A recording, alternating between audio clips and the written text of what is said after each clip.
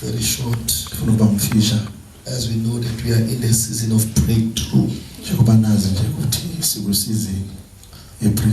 So I want us to touch a little bit and see something.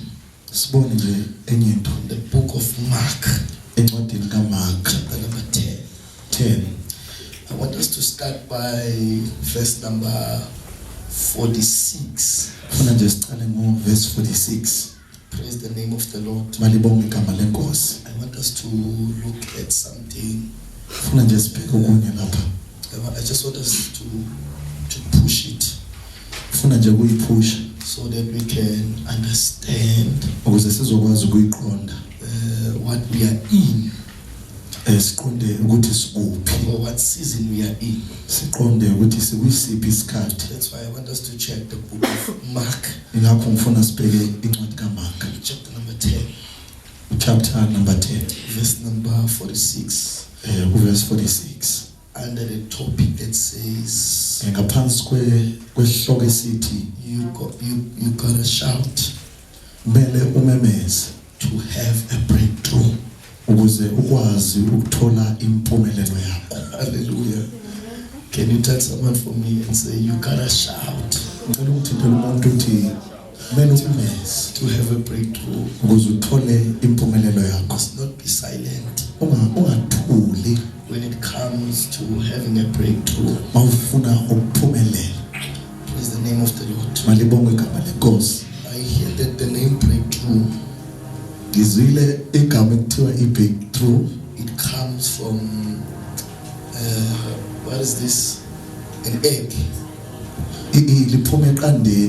Hallelujah. An egg. So when the chicken or even the chick, when the chick breaks out of the egg shell. Praise the name of the Lord. That is where the name breakthrough comes from. It comes from there. From a chick. When it breaks out, from the egg shell. That is where the name breakthrough comes from. And remember, that there is a specific time. A specific time. Where the hen or the chicken, no sir, it must sit upon the egg. Why does it sit upon the egg? It sits upon the egg because it wants whatsoever is inside of it to come out. Meaning the egg or the chick that is within the egg, it will never come out until the hen or the chicken, it sits upon that egg.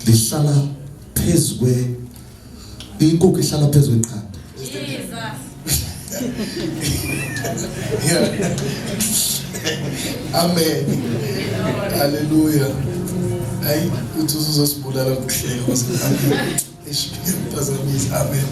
So yeah, it comes from there. So I want to ask a question. Little question. A question that will answer me from. Are you saying a chicken without sitting on top of an eggshell? Are you saying the child that is within the eggshell will live, will come out? Hallelujah. Praise the name of the Lord. As never, it means okazukuthi that in order ukuze for the cheek itswele to break out of the egg, liphume eqandeni, there is a procedure kunendlela that the mother of the cheek umama omntwana must sit upon the eggshell. ukuthi kumele ihlale noma ifukamele iqanda, Sit upon the eggshell, kumele ihlale ifukamele iqanda, and then the cheek, then itswele it will break out. lizokwazi ukuphuma, You have a breakthrough. lizokwazi ukuba nokuphumelela okukhulu. Hallelujah. Hallelujah. Because there are certain things Ngoba kunezinto that we must do ekumele sizenze in order for us ukuze thina to receive ukuze sithole a breakthrough. sithole ukuphumelela okukhulu. Can you touch your neighbor for me Ngifuna nje umthintele umakhuthi and say, neighbor, I'm here to encourage you neighbor ngizelela ukuzokugqugquzela that there are certain things you must do ukuthi kunezinto ekumele uzenze in order for you ukuze wena to receive a breakthrough. ukuze uthole ukuphumelela okukhulu. Because if you do not via the principles that you must do Ngoba uma ungahambi emgomeni or the things that you must do, noma eyintweni ekumele uhambe kuzo, then you will never ngeke receive the breakthrough. uthole impumelelo enkulu. Just like the cheek, Njengetswele it will never receive a breakthrough. angeke likwazi ukuphuma, It will never come out of the eggshell angeke liphume eqandeni except for the mother of the cheek ngokuthi ngaphandle kokuthi umama sits upon the egg. ahlala afukamela iqanda. And then we have hope Lapho sinethemba that the cheek will come out. ukuthi itswele lizophuma. Praise the name of the Lord. Malibonge igama lenkosi. So even you yourself, Ingakho nawe if you want to have a breakthrough, mangabe ufuna ukuba nokuphumelela okukhulu, there are things that kunezinto you are required to do. ekumele uzenze. If you do not do those things, Mangabe ungazenzi lezo zinto, then you can be in the season of breakthrough ungaba kusizini yokuphumelela without having a breakthrough. ungayitholi impumelelo. Because there are things that you are not doing. Ngoba kunezinto ongazenzi, Because there are certain things that you must do in ngoba kunezinto ezithize ongazenzi order for you to have a breakthrough. ukuze wena ube nokuphumelela. Praise the name of the Lord. Malibonge igama lenkosi. Touch your neighbor for me Mthintela umakhi and say, neighbor, there are things that you uthi makhi kunezinto, because there are certain things that you will never reach with your hands, ngoba kunezinto ongeke uyifinyelele ngesandla sakho, or certain things that you'll never get unto, ngoba kunezinto engeke ufikelele kuzo, certain things that you'll never receive.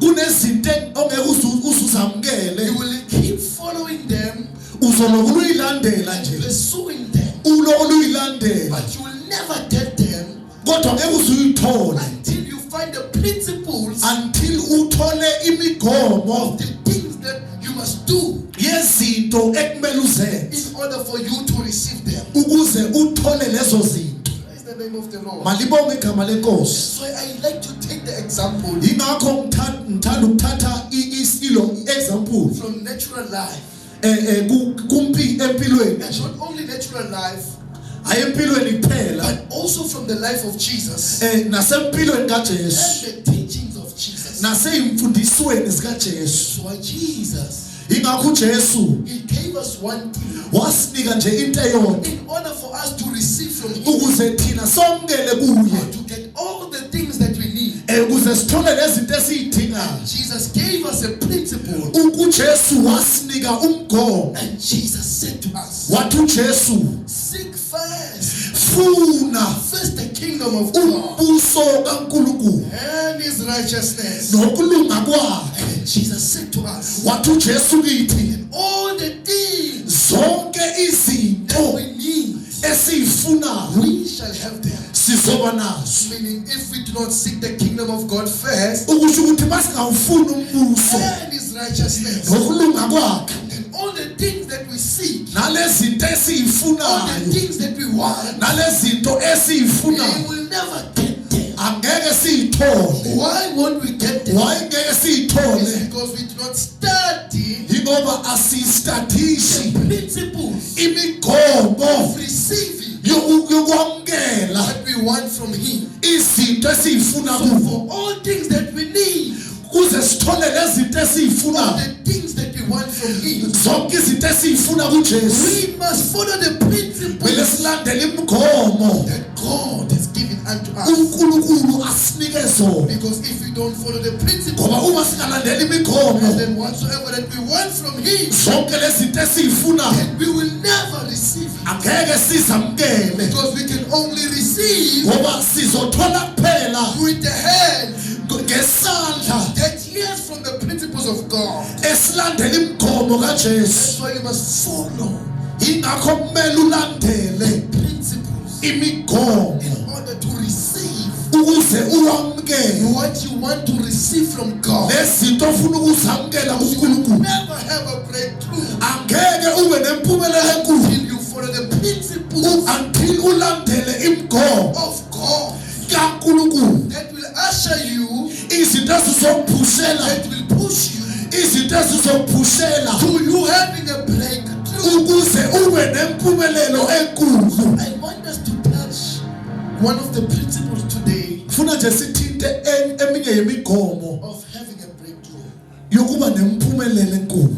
under the topic that says Ngaphansi kwesihloko esithi you gotta shout kumele umemeze to have a breakthrough. ukuze ube nempumelelo Can you enkulu. tell your name? Awutshela umakhi, Because I feel like we're gonna shout today. hey ngizwa ngathi sizomemeza Come on, namhlanje. can you touch your neighbor for Awu me ngithi thinta umakhi and namhlanje. say, neighbor, I feel like we are gonna shout. Uthi makhi ngizizwa ngathi sizomemeza. And as we are gonna shout, Njengoba nje sizomemeza and then things are gonna happen. izinto zizokwenzeka. Hallelujah. Awubuze makuthi ukhona makhi.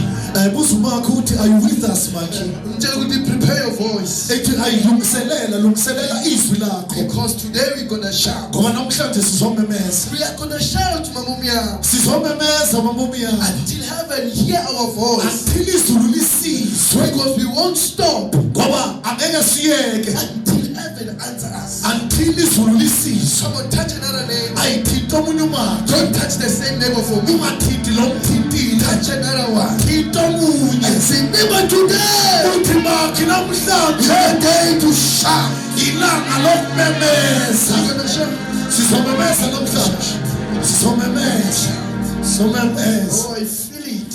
Ngiyayizwa lento That we're gonna shout. ukuthi sizomemeza. I want us to read. Funa nje sifunde. Gijima, auntie, sifunde. Gijima and Sofunda encwadini uMarku 10 verse 46. Yes. Khona bafika eJeriko. Kwathi esephumile eJeriko nabafundi bakhe nesixuku esikhulu. Yeah. Indodana kaTimewu, uBhatimewu, isincibi esiyimpuphuthe, wayehlezi ngasendleleni. Yeah. Verse 47. Wathi ukuba ezwe ukuthi nguJehova waseNazaretha, waqala ukumemeza ethi Jesu, ndodana kaDavide, ngihawukele. Open verse 47. Wathi ukuba ezwe ukuthi nguJehova waseNazaretha, waqala ukumemeza ethi Jesu, ndodana kaDavide, ngihawukele. Now get verse 48. Abaningi bamkhuza bathi kathule, kepha kwayikhona wamemeza kakhulu ethi ndodana kaDavide, ngihawukele. Yeah, go back. Wayesema uJehova wathi mbizeni, bayibiza impuphuthe bathi kuyo, yima isibindi usukume, uyakubiza. Isibindi Usukume, uyakubiza. uyakubiza. be brave and stand up, for Jesus is calling you. Food verse 50. Yayisilahla ingubo yayo yagquma, yaya kuJehova. Yayisilahla ingubo yakhe And he took off his garment wagquma. and he rose Yaya kuJesu, Bese waya kubani? kuJesu. Waya ku Jesu. and went to Jesus. Verse 51. uJesu washo kuyo wathi, ufuna ukuba ngikwenzele Athi na? Jesu, ufuna ngikenzeleni na? What do you want me to do for you? Yeah. Impumputhe yathi kuye, Yathi impuputha kuye. Rabuni, Athi ukuba Rabuni, ngibone. angifuni noma yini. I do not want just anything. Ngifuna I want ukubona. I want to see. Amen. Amen. Thandaza mama umyaba. Nayi Mike na. Jesus Christ, we give you the praise. Mothimo wa rona le tswela hao ke lena le batho ba Jehova. Bolela ka lona letsatsing la kajeno. Bane o itse le tswela hao tate re be jwalo ka lona. In the mighty name of our Lord Jesus Christ of Nazareth, o kene dipelong tse lokisitsweng hobane lona ha le tle lefatsheng le sa lokisetswa. In the mighty name of our Lord Jesus Christ of Nazareth, amen. I want us to look at the book Ngifuna sibuke incwadi or the story noma indaba of the person that we have read about. yalomuntu esifunde ngaye manje. I want us to look at a few things. Funa nje sibheke izinto ezincane nje. As I've said, Njengoba ngishilo under the topic ngaphansi kwesihloko that says esithi you gotta shout. kumele umemeze. Ask your neighbor for me and say, neighbor, Ngicela umakho umtshele are you ready to shout? uzilungele ukumemeza. Because you're gonna shout. Ngoba namhlanje sizomemeza. We are gonna shout. Sizomemeza. As we check this book, Masibheka le or ncwadi. as we check the story of this man, Masibheka le ndaba. the Bible tells us iBhayibheli liyasitshela that they came ukuthi beza to Jericho beza eJericho and the loud crowd kwezisixuku was gathered unto them. esahlangana kubo. And as Jesus and his disciples, uJesu nabafundi they bakhe were passing through Jericho, bedlule eJericho. and then the Bible tells us iBhayibheli liyasitshela that there was a man, bekunendoda, not any man, hayi noma indoda nje. but the Bible is telling us iBhayibheli liyasitshela that there was a blind man. bekunendoda And the eyayingaboni. Bible even gives us a name. iBhayibheli liyasitshela igama laleyo The ndoda name of this man ukuthi igama lale ndoda was Bartimaeus. bekuBhartimeyu. The Bible says, iBhayibheli liyasitshela which means okuchaza ukuthi he is the son ukuthi indodana of Timaeus. indodana He kaTimaeus was sitting by the roadside bekahleli ngasemgwaqeni and he was begging bekacela on a daily basis. bekacela njalo. That's why we see Ingakho sibona in verse number 50, sibona ku verse 50 because I want to push this thing ngifuna ukuyiphusha le as we are going to close. njengoba sizovala nje. The Bible says iBhayibheli lithi in verse number 50, ku verse 50 he drew his cloak wakhipha icloak aside ingubo yakhe and aside he jumped to his feet waphakama wagijimela kuye and came unto Jesus. waya kuJesu. Why was this man Ngalo muntu wearing that garment ambethele ngubo or wearing that cloak? ambethele He ngubo was wearing it bekambethe le ngubo because in Israel, ngoba kwaIsrael in order for you ukuze wena to receive gift on the road, ukuze wamukele izipho endleleni you cannot receive them angeke ukwazi ukwamukela izipho endleleni until you are tested. until uvivinywe Are you really blind ukuthi vele awuboni or na are you playing with us? noma udlala ngathi nje. That's why in order for them Ingakho kumele bona to confirm ukuze bakwazi ukuthi baqinisekise indeed ukuthi vele this man is blind, ukuthi le ndoda vele ayiboni. they had to do one thing. kumele benze into You eyodwa. had to via kumele uhambe the priest.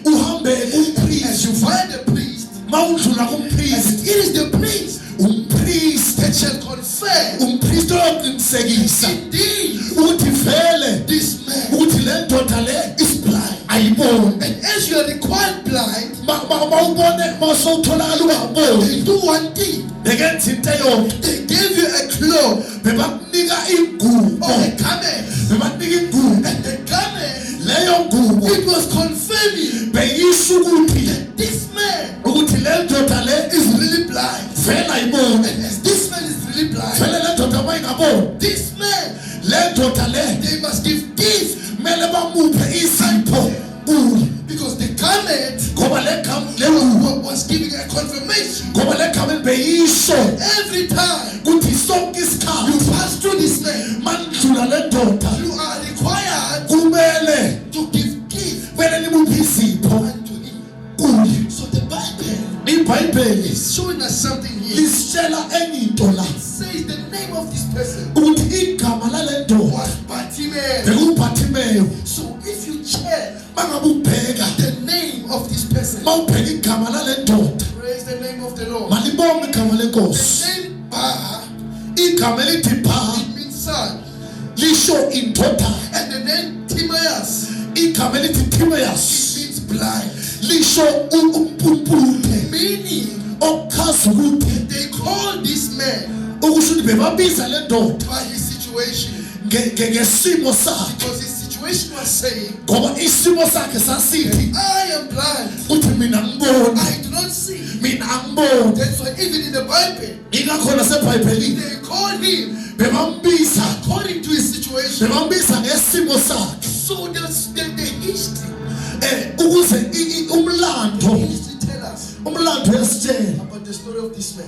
lisitshela ngendaba yale ndoda In the lineage, kuthi emndenini in the bloodline emndenini wakhe of this guy, kuyale ndoda they all had one condition.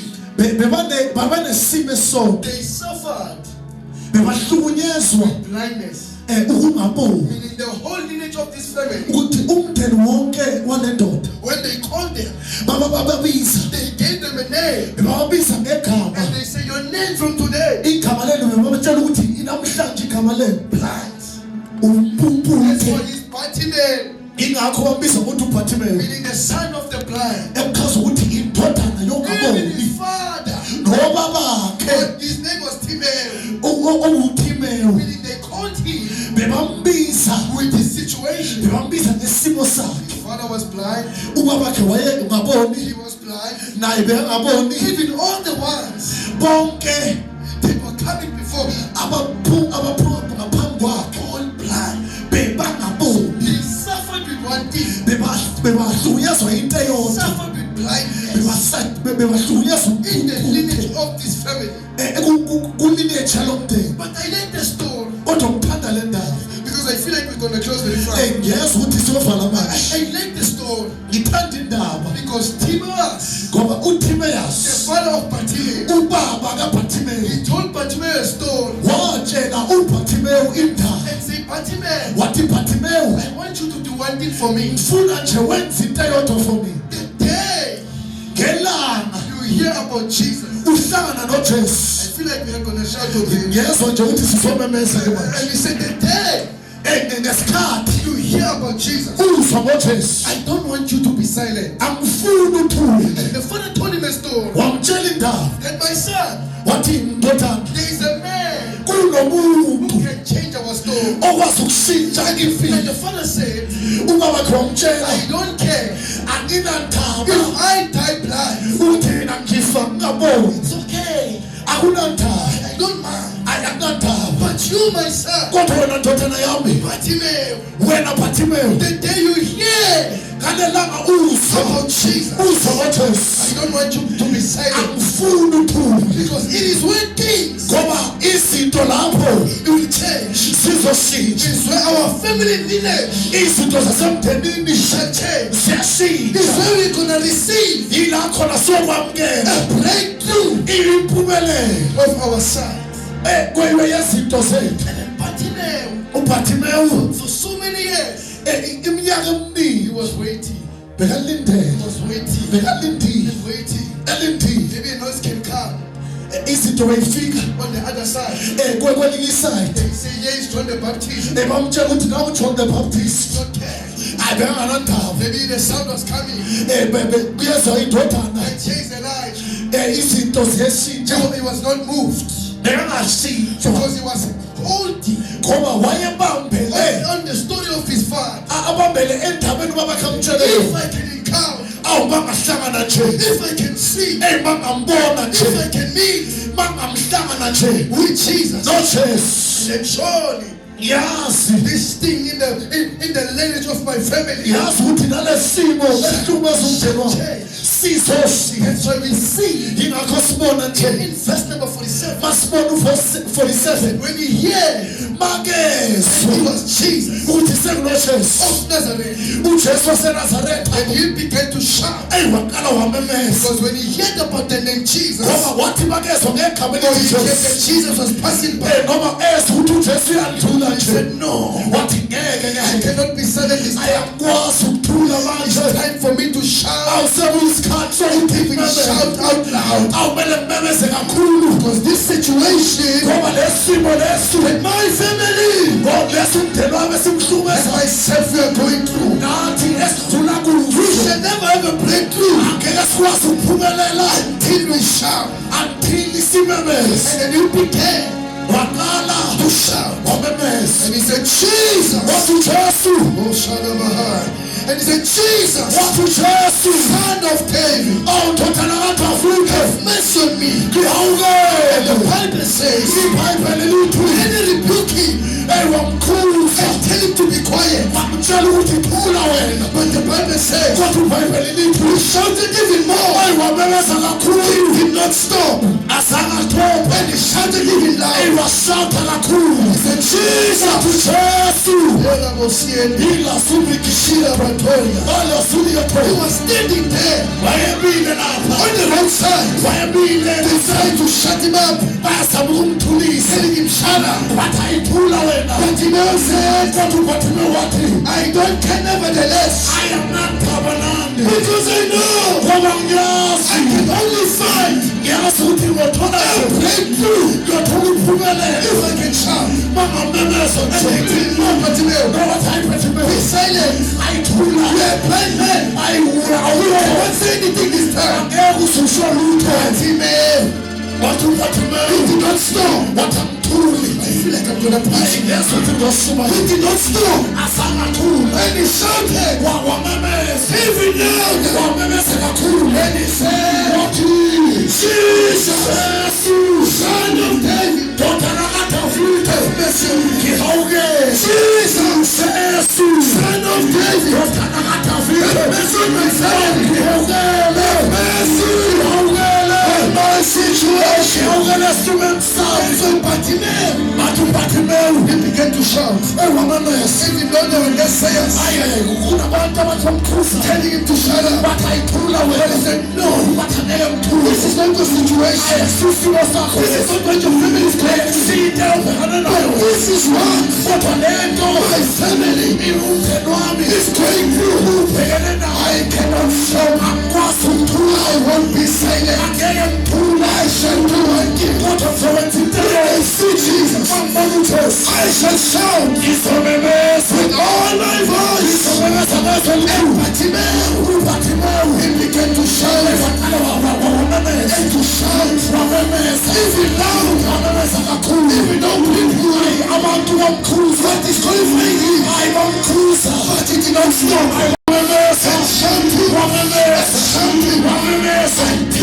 Until heaven responds. And then Jesus went unto him. Where's the goal? And he asked him, what do you want? Because sometimes in order for you to receive a breakthrough, it's not about you and your friends. It's not about you and your family members. It's not about you and the people that you love. But it is about you. It's your situation. You know what you're going through. You know what you're facing. That's why this man knew. And he shouted until Jesus gave him his attention. That's why today we are going to shout. And heaven has responded. And then Jesus stopped and called him. And he said, cheer up. On your feet. He's calling you. And he took that garment. Because he knew that finally help has come.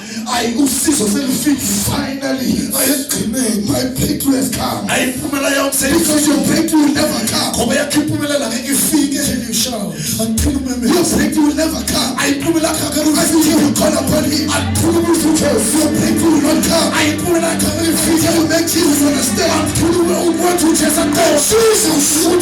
This is my story. I want you to change my story. I want you to change my life.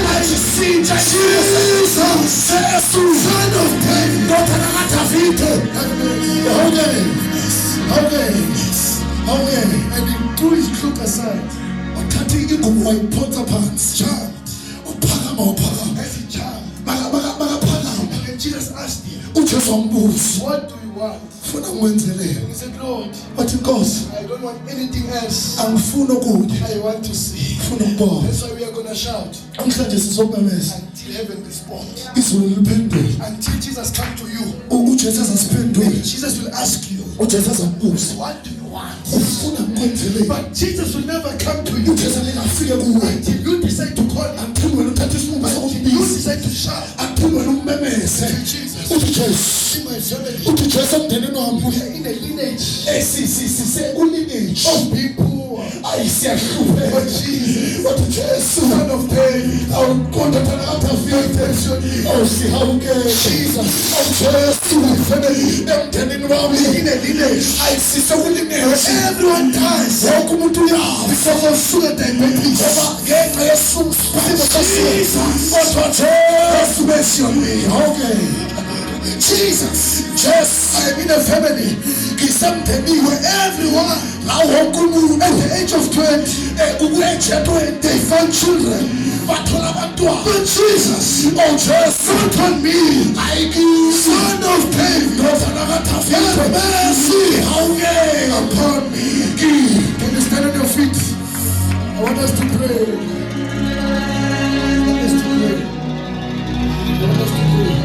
I want us to pray. full of tenderness And shout. simemeza. So this is the day Ngoba namhlanje of shouting. ilanga lokumemeza. As we can only receive Ngoba sizokwazi ukwamukela kuphela the breakthrough. impumelelo enkulu. If we can shout, Mangabe singamemeza, scream, simemeze, ukanda phulu sibheka yena, look at him alone. sibheka uJesu, Shout, simemeze, and say, Jesus, Jesu, Son of David. ndodana kaDavide, sihawukele.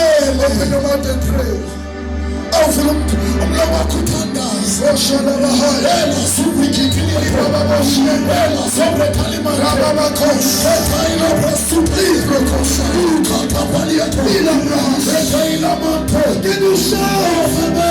Can you shout?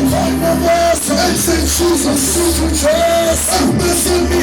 Oh, Jesus, oh, Jesus, have mercy on my family. Jesus, oh, Jesus, have mercy on my story. Son of David, ndodana kaDavide.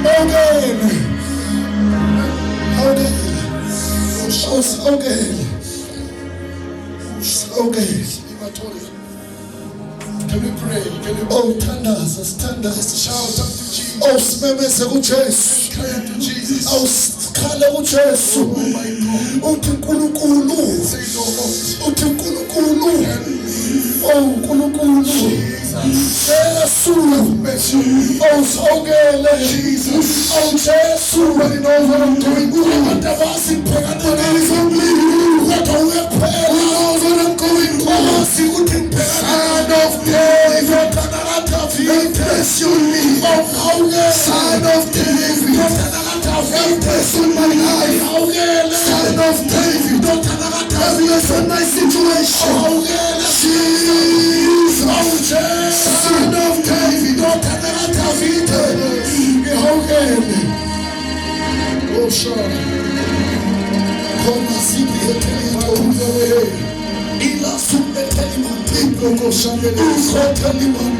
Ramakosh, Ila suvikitile. Ramakosh, Ele seilemanto. Randele Bosai, Ile presota liato. Ukatapaliato. Ele seilemanto. Ile presota liato. Ele manto presota. Ele manto. Jesus, Jesu. Son of David, Ndodana kaDavide. Son of David, upon my life, upon my family, I won't stop till I be full, until I'm dead. The breakthrough. Oh, uNkulunkulu ophilayo. uNkulunkulu ogcwele, uNkulunkulu onamandla.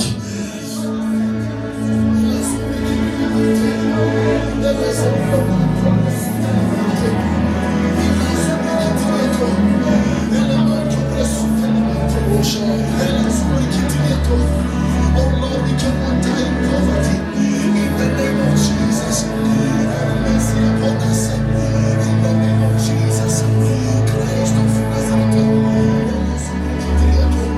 Oh Jesus of mercy, Jesus of Nazareth. My soul can never leave the bush. Jesus, Christ of Nazareth. Hey, my situation.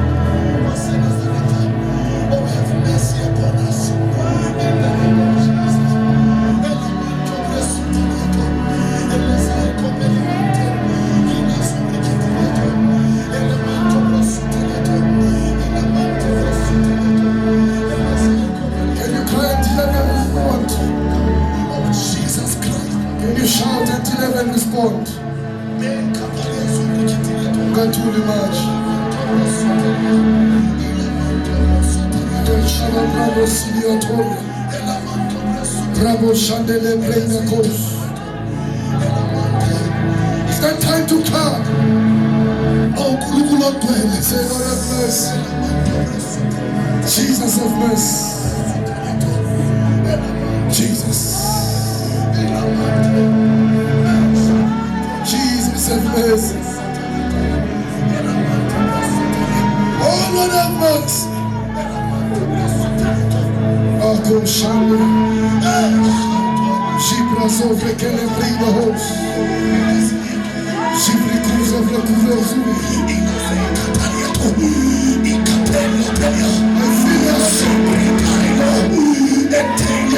I feel heaven is here. Jesus is running to the storm. All you need to do is to come. Until you bless me. We are not leaving you, Father, until you bless us.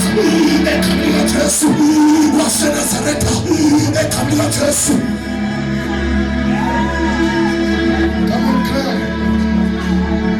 This is your moment. You are standing before the King. You are standing before the Lord. Go shout out my name. Let's bring the calls away. This is stop on my leg. Yeah, I'm a protector. I'm a back.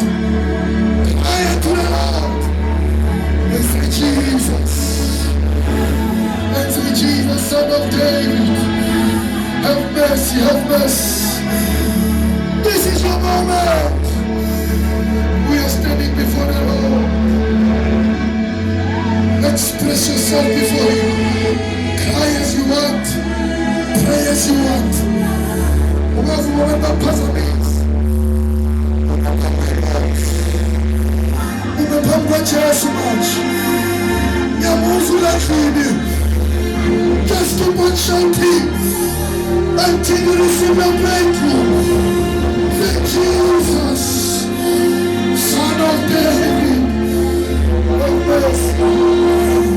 Have mercy, Lord. Have mercy, Jesus. Have mercy, Master. Have mercy, Lord.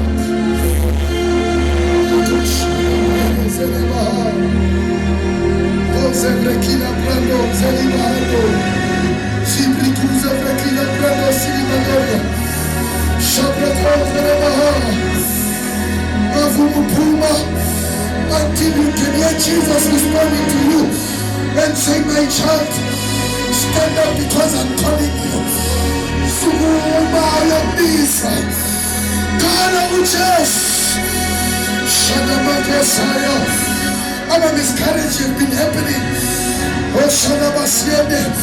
Because the generational thing. But it's time to cry. Oh Jesus.